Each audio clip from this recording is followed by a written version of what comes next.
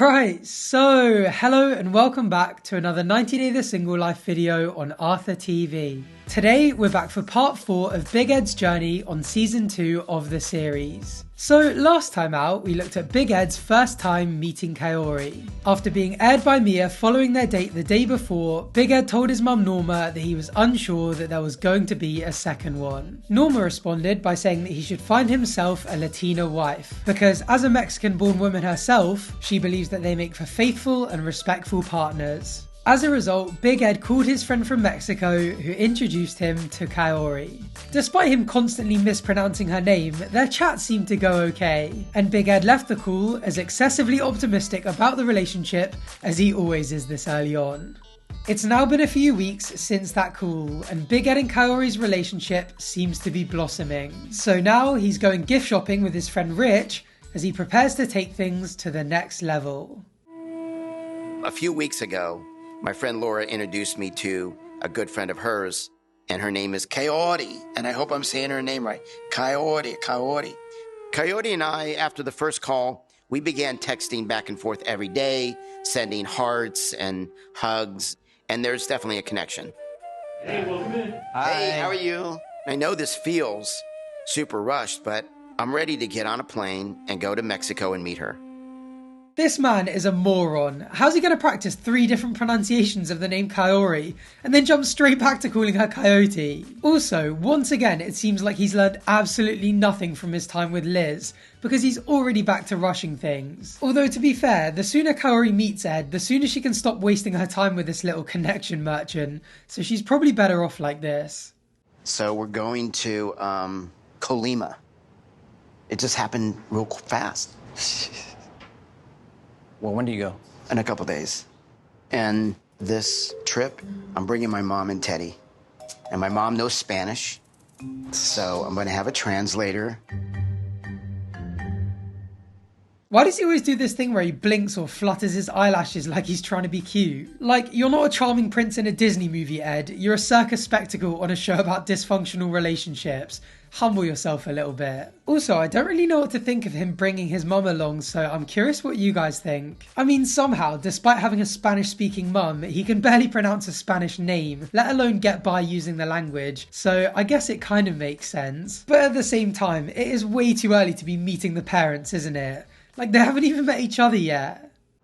You know, there's always a danger and a thrill at moving fast, but I kind of like it. I might be moving too fast, but I'm ready to move on from Liz. This sounds similar to a Rose situation. And like, what's so different this time? Well, the biggest difference is she's much older. She's 38. But she just seems so, like, different, man. She's real. I hate it when he says this. She's real, like he's found the one and he's 100% certain that her intentions are in the right place, despite having literally never even met her in person. I think a part of him saying that she's real is acknowledging the fact that Liz and Rose might have at least partly been interested in him for his fame and money. So saying Kaori's real is like an ego thing trying to prove to everyone that he's moved on to better things, but I just don't think anyone's falling for it. Like, even his friend doesn't seem convinced.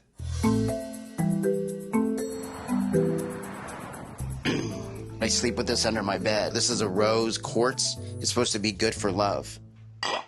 Yeah, good for making love, you mean? Just look at that thing. I bet he plans on using it to help out in departments where he's lacking a little bit. That being said, it's hard to judge size with Big Ed as reference, isn't it? Like, is that crystal massive or are his hands just hilariously tiny?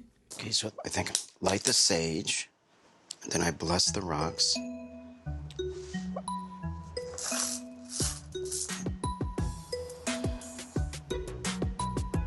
May I find mystic love.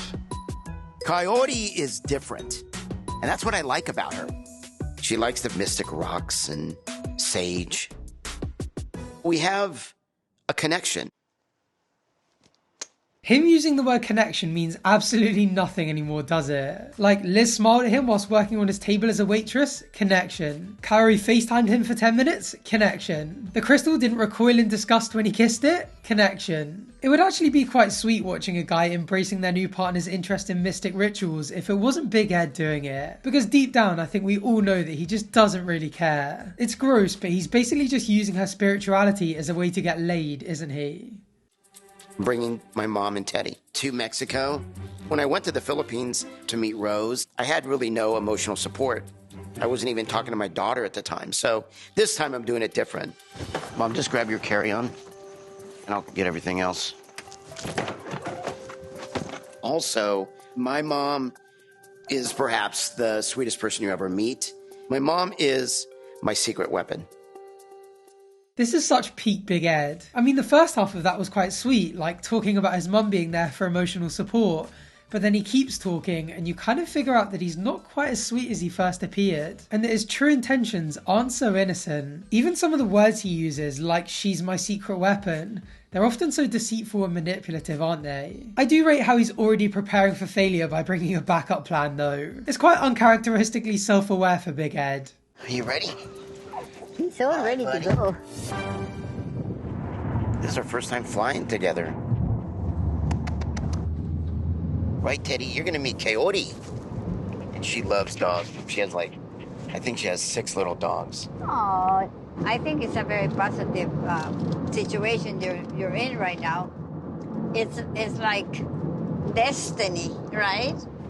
Yeah, but you're making me nervous. You know, the more we see of Norma, the more I think she does more harm than good for Big Ed's love life. I mean, don't get me wrong, I think she's adorable, but in the last video, she was piling on the pressure for Big Ed to find a wife. And now she's talking about his current situation being destiny before they've even met. Ed undoubtedly has his own issues surrounding overthinking and rushing things, but I can't help but think that Norma exacerbates them. Still, I'm sure Ed's glad that she's there regardless, and after a short flight, they arrived at their resort in sunny Mexico. Hey,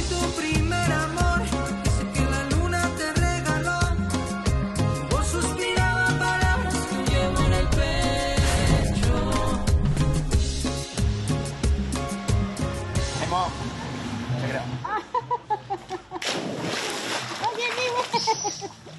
out. Don't worry, Norma, you're a woman. That's not something Big Ed has the ability to do. On a side note, I absolutely love a Big Ed cannonball. He did the exact same thing at the hotel pool with Rose, and it's always so satisfying. He's just so perfectly shaped for it, isn't he? Well, now that they've arrived, Big Ed, as always, is wasting no time. So after a nice little morning swim, he's off to get ready ahead of his first date with Kaori. So it's our first day in Mexico, and it's a beautiful day, and I'm really excited to go meet Kaori in person. So I have a lot of butterflies. So you're okay here, Mom? I'll take care of Teddy. I'll Take care of Teddy. Teddy for me. Are you excited, Pony? I am. I'm so glad you're here. I'm glad you're here. Say, I am. Say, I am. I am excited. Okay. I'm excited. Okay, we'll see you later, Mom. Okay, Pony, have a great time. It's going to be wonderful, Pony.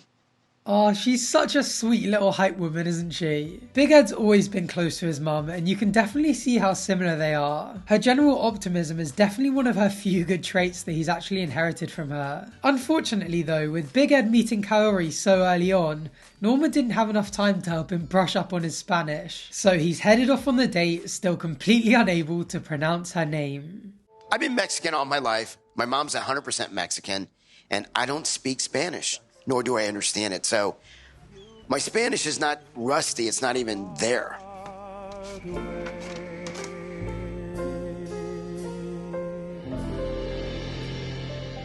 Kaori, Kaori. Kaori, Kaori, Kaori. Kaori. That entire scene really does highlight just how ridiculous Big Ed is, doesn't it? I mean, he's flown to another country to date a girl whose name he can't even pronounce yet. Usually he only puts one woman through hell at a time, but this time he's roped his mum into it too. I wonder if at times like this, where he has a moment to reflect on things, he thinks to himself like, what am I actually doing? Hello, how are you? Hola. Oh my God. Thank you. Very nice to meet you. You look great. See? Yeah. Oh, here, let me get your chair. Oh. I am Kaori. I live in Colima. Me emociona conocer a Ed porque vivo en la carne y mi corazón late fuerte, pero no espero nada, solo que fluya. She is as cute and sweet as she seemed on FaceTime, isn't she? Once again, Big Ed is punching well above his weight class. It's always so funny watching the progress restart though, isn't it? seeing one of Big Ed's dates early on being blindly optimistic, and just knowing that it's going to be slowly drained out of them as the episodes go on. Also, it's good that she doesn't really have any expectations, because that's pretty much the only way you can avoid being disappointed when it comes to Ed. Although we expect nothing from him and we're often disappointed or shocked, so I guess you can't really win with him, can you? I can't believe you're here. This is great. I know. So I got a surprise. In San Diego, we have it's a mystic shop where they specialize in stones. I took sage and I blew them on your stones. And there's... Muchas gracias. De nada, de nada. Es un regalo muy especial para mí. Alright, I know I said earlier that he's probably using her spirituality as a way to convince her that he's a more genuine person than he really is, probably in the hope that he'll get something out of it in return, but it's still nice to see her react like this. Usually at this point, Big Ed's either sat there in excruciatingly awkward silence, saying something outrageous, or crying. So it's nice that there's a positive start to a date for once. So with Rose and Liz, I definitely tried to impress them with money, but Kaori would have saw right through me if, when I'm getting her a Gucci handbag, you know, she would most likely be offended or feel bought. Oh, gracias. I think with the Mystic Rocks, it has a lot more meaning. And that's really what I'm trying to do, is show her that I listen to her and respect her way of thinking. Once again, if we didn't know Ed already, this would appear nice, but there always seems to be some ulterior motive with him. And I can't help but think that he's trying to use this as a brag to desperately prove to everyone that she's not interested in his fame and money. And he also keeps dragging his exes whenever he compliments the person he's seeing at the time. Like, he can say that she'd appreciate a thoughtful gift without having to bring Liz and Rose into it. He just can't seem to move on or get over them maturely, and it's such a glaring red flag. Here we go. Te ves de 22. Te ves de... You look 22. You do. I mean, you know, you look very young. No, thank you. Yeah, someone needs to put this man on a register somewhere. At least with Mia, it was just that she looked younger than Liz, who was 28. 22 is a whole new Nancy record. I mean, Rose was 23 and he was 53 when they started dating. He's now 3 years older and fantasizing that his current date is a year younger than that. He can't go on about how much he doesn't care about dating younger women anymore, and then consistently tell every single person that he dates how much he loves the fact that they look like they're in their 20s. The next part of the conversation got a little bit boring, but just as they started having a light chat about the resort that Ed's staying at, talking about the pool and having a swimming competition, this happened. Competencies. Competition? Competition. Sí, You and me. Let's go. Swimming. Come on. First place. Carlo can be the judge. Yo puedo ser primer lugar.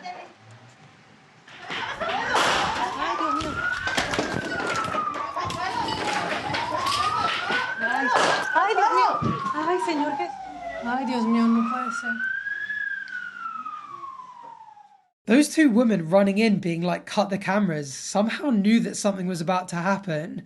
And those two loud bangs that followed were actually gunshots. I mean, shots are usually fired in my Big Ed videos, but not literally. These videos are usually quite light-hearted, but this got serious quick. Let's pray. Señor Jesús, Padre Santo, Señor, por favor, Señor, sé cubriéndonos en tu manto.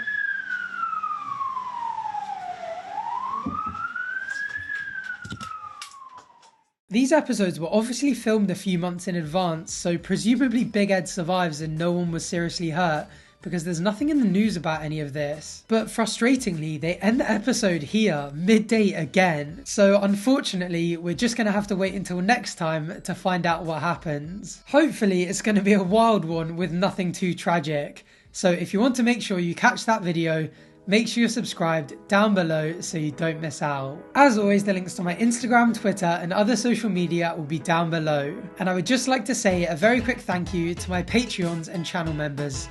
I really appreciate your support. Thank you for watching, and hopefully I'll see you on the next one.